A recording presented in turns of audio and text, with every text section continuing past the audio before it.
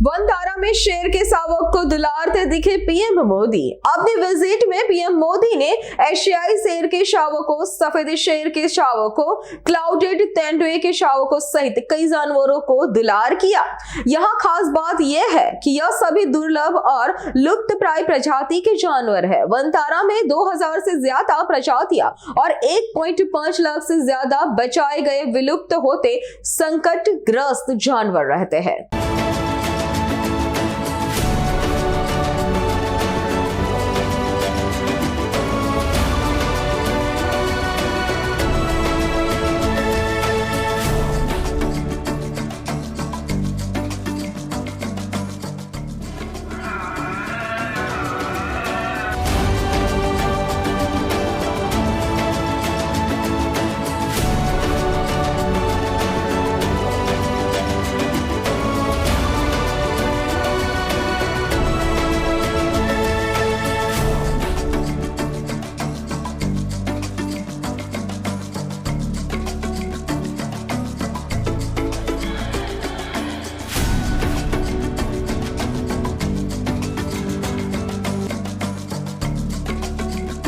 અમારી તમામ માહિતીથી અપડેટ રહેવા માટે જોડાયેલા રહો S9 ન્યૂઝ સાથે।